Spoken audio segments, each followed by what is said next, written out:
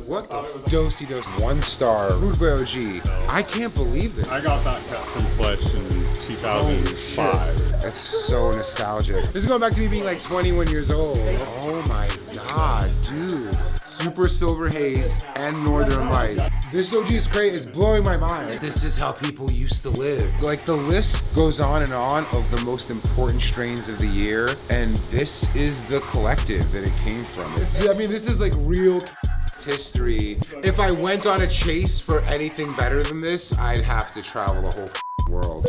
Archive, a word defined as a place where historical materials are preserved. It's hard to think of a more fitting name for one of the most forward-thinking brands in the world.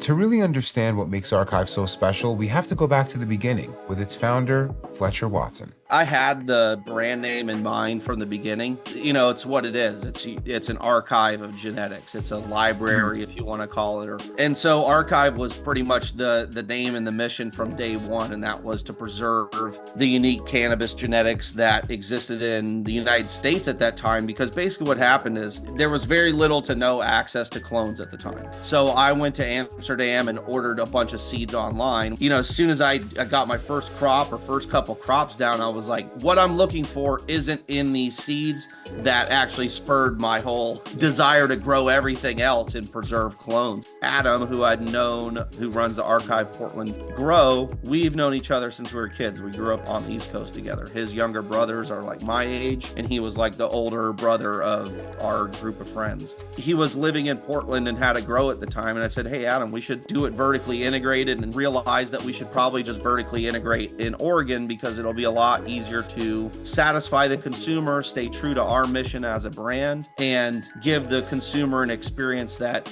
in a perfect world is different than everybody else in the state or in the country or in the world. And in our circumstance, we were the very first licensed store in the world where you can come in and buy seeds, clones, flower, hash rosin of all the same strain. We sell clones year round, which is definitely one of our specialties. There's not a lot of clone shops that actually provide clean, authentic genetics. Yeah, I mean, this is like lemon cherry gelato. I know a lot of people are chasing super boof, apple fritter, permanent markers, a gassy ass strain. I mean, $50 to $60 for a cut is like. Adam runs the cultivation site, and then my other partner Mac, who I've known for 15, 20 years, and help with the store and the nursery specifically. It's a team effort of us. I do all the breeding, I do all the selections, but we all kind of have the same palate at this point. We know what we like it. So generally, I think they pretty much trust what my opinion is. Hey, here's all the best stuff. And then the process is like he gets those varieties and is able to kind of work through them and figure out what's either works well for his garden, works well for his employees, works well for his customers, and works well for the store and for Mac. So a lot of this stuff is like old strains that we've had for many, many years. And then a lot of this is basically cuts that are coming from the breeding program. And when he's making his selections, he'll pick 8 different really good ones and be like, this is what I think is my favorite. Now you guys go run these 8 and tell me what you guys think is the best. He's looking for diamonds, and we're sifting through the gold at the end of it all.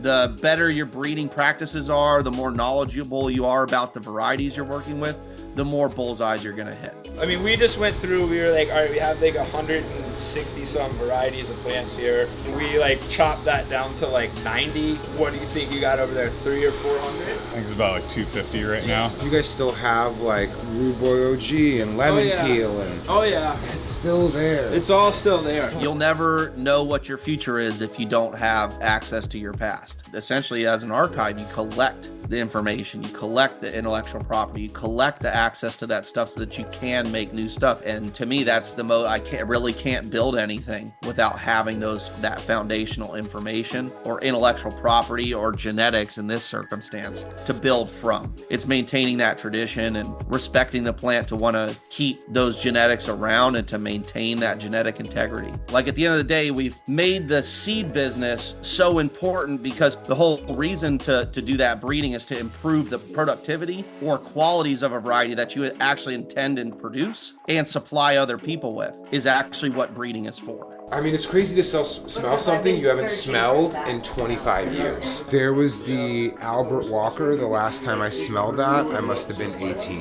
The Master Kush, the last time I smelled that, maybe 25, 26 years old, so 15 years ago. The cross of Albert Walker, I'm not sure which strain that was, reminds me of Ewok from Seattle. I had that in 2016. We're pushing almost 9 years since I've smelled it. So like, this is a lifetime of sticking your nose in jars and seeing it all together in the same place at once.